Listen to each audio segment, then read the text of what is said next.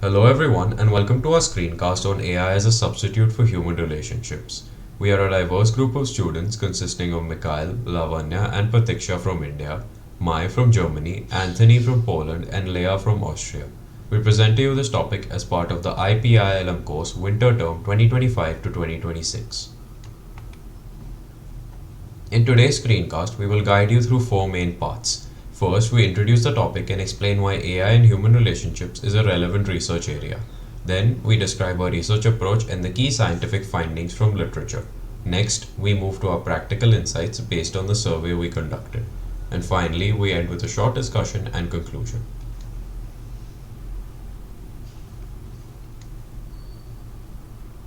AI is no longer used only for information or productivity. It also plays a role in emotional and social interaction. At the same time, popular narratives in media present AI as warm, human-like companions, which shapes expectations about what these systems can be. Since the release of ChatGPT in 2022, AI has also become widely accessible, conversational, and part of everyday life. With these developments, our learning goal in this project is to understand how AI shapes human relationships by combining scientific research with real user data from our survey. This leads us to our central question: is AI primarily a tool, or can it become a friend? I would like to now hand things over to my colleague Laavanya, who will guide you through our research approach. Thank you, Mikhail. So, I'll start with a short overview of our research approach. To work systematically, we followed four steps. The mind map phase, we began by mapping all aspects of information literacy and meta literacy, then proceeded with our topic to build a shared understanding. Group literature review. As a group, we collected 10 relevant scientific sources and selected the two most relevant ones. Research summary, we summarize what is known about the topic, what methods were used in existing studies, and what findings were the most valuable. Practical activity, finally, we conducted a survey to gain our own insights on how people interact with AI socially. For our scientific foundation, we focused on two key resources. The first is Branzak 2022, a mixed method study using surveys and interviews with replica users. It investigates how people form friend-like relationships with AI. The study shows that emotional attachment is possible and that users often experience AI as safe and non-judgmental, but the relationship lacks true reciprocity, which limits emotional depth. The second resource is Smith 2025, a theoretical review grounded in relationship science. It examines how generative AI compares to core features of human relationship. Smith argues that AI can convincingly simulate emotional cues and responsiveness, and users may perceive this as meaningful support. But human AI connection has strict psychological limits because genuine mutuality is missing. From the scientific literature, we can see several consistent insights. First, AI can create a sense of social presence, and many users feel understood or safe when interacting with conversational agents. Emotional attachment is possible, but because AI cannot reciprocate emotions, this connection remains one sided. We also found that AI influences how people communicate and what they expect from social interactions. This brings both benefits, such as constant availability, non judgment, and emotional comfort, but also risks, including emotional dependence, reduced human interaction, and shifting communication norms. Overall, the research agrees that AI can support human relationships, but it cannot replace them. Now, moving on to the practical insights and our survey results. To complement the research, we designed an anonymous online survey using Google Forms.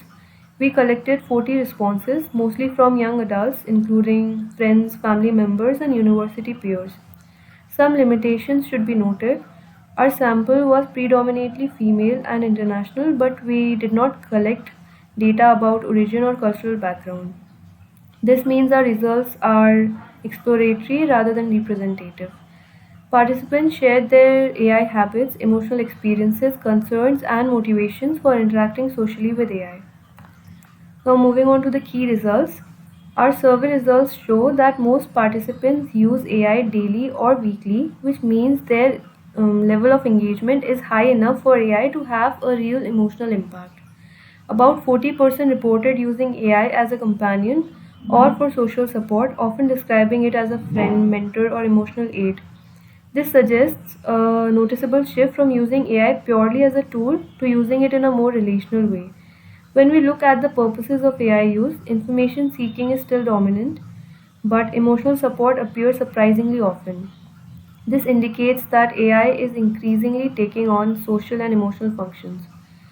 Finally, many respondents reported feeling comfortable expressing emotions to AI. Common emotional responses included feeling calm, understood, or motivated, which reinforces the perception of AI as emotionally safe and non judgmental.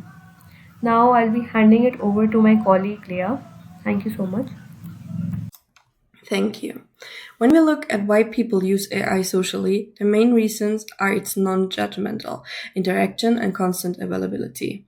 Many respondents describe turning to AI for emotional comfort, feeling calm, understood, or motivated. Others use it for advice, guidance, or stress relief, while curiosity and entertainment also play a role. When it comes to substitution, most participants did not replace any human role with AI.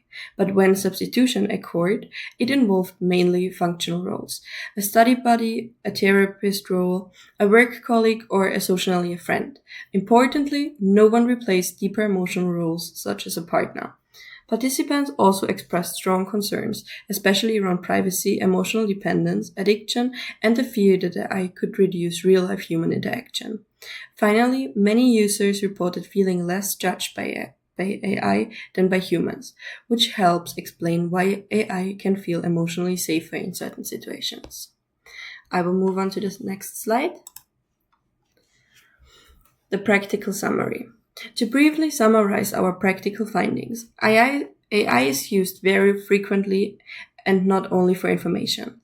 Many participants also rely on it for emotional comfort, advice, or non-judgmental interaction. Although some users engage with AI in relational ways, actual substitutions for human roles remains limited and mostly functional, such as study support or guidance. At the same time, concerns about privacy, emotional dependence, and reduced real-life interaction show a clear awareness of AI's limitations. Overall, AI complements social needs but cannot replace deeper human relations. I will hand now on. Thank you. Thank you, Lavanya and Leah, for your insightful findings. Now, let's come to the discussion and conclusion part. In our integrated discussion, we see that the scientific literature and our survey result point in same direction. Research shows that AI can offer social presence and emotional support, but it lacks true reciprocity and the depth of human relationships. Our survey confirms this. People value AI for its availability, non judgment, and emotional comfort, yet these interactions remain surface level. Together, both perspectives highlight that AI can complement human relationships, but it does not replace them. Our key insight shows that emotional safety is a major reason for social AI users. Functional roles are replaced more often than emotional ones, and concerns about privacy, dependence, and reduced social skills strongly mirror academic findings.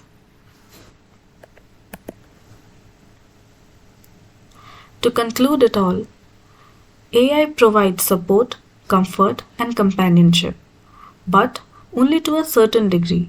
It can reduce pressure and offer a safe emotional space, which explains its growing popularity. Yet, emotional depth, mutuality, and authenticity remain uniquely humane. Thus, AI can enhance relationships but cannot replace them. Here you can see our literature in the bibliography part. Thank you for listening to our screencast. Have a good day.